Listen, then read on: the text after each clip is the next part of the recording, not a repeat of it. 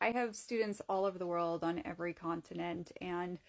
it's interesting as I start to work with people and they're in these typically super remote locations and there's not access to what we might say mainstream horse things or instruction or options or so on. And I always am so appreciative of the folks who really have the mindset that they are going to learn, that they are going to try, irrelevant of if it's less than ideal circumstances, even if they have less than ideal, we'll say, space or the location they have to work with, even if there's been a past of unwanted scenarios with their horse, whether it was done by them or anybody else or anything like that,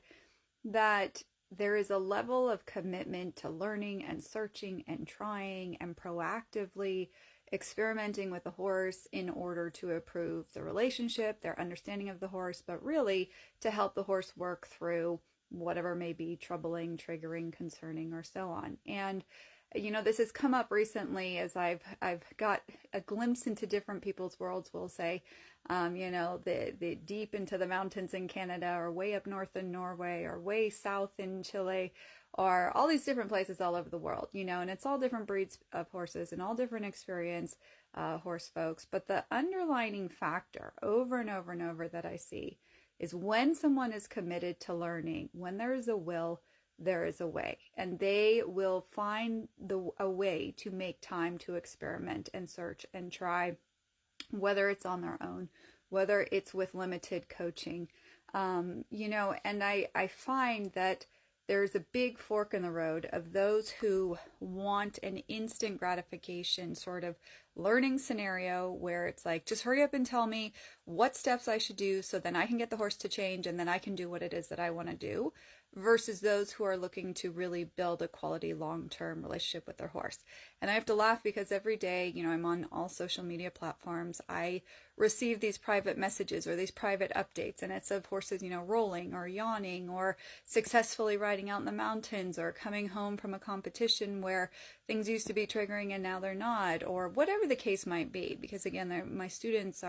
there's a huge variation in the experience level and the goals and their perspectives and how they work with their horses and their skill level and so on. And yet it is so fun to be able to get a glimpse into the world of people whose intentions prioritize helping the horse. And I just really wish,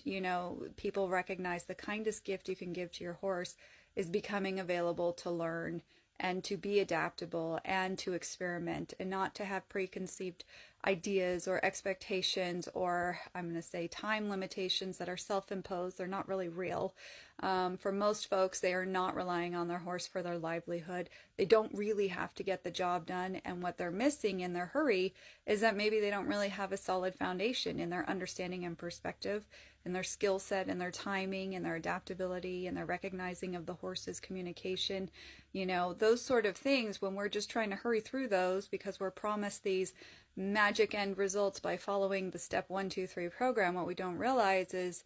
we're really teaching the horse so many future unwanted responses and fear and defensiveness, and so many of the common behaviors that I have to help people undo come solely from ego-based horse training practices. So, this is kind of your, I'm going to say, cheerleading post of, even if you have a less than ideal situation, when you make that mental shift of choosing to try and choosing to learn and choosing to search, choosing to be present with your horse,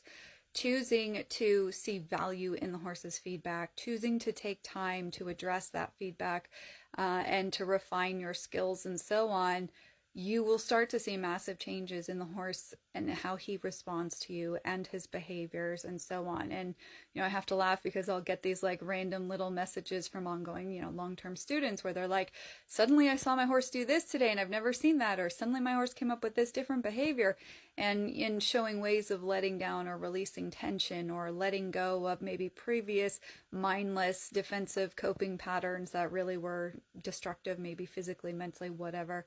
And it's just fun to see people realize that they really can help and make changes in their horse's world as long as they're mentally willing to commit to the journey. And when you do that, it's almost like you give yourself permission to remove all expectations, which then in the long run, you wind up accomplishing so much more than those who are trying to hurry up and get it done now. And you're rushing through things and you're actually teaching your horse to be distrustful.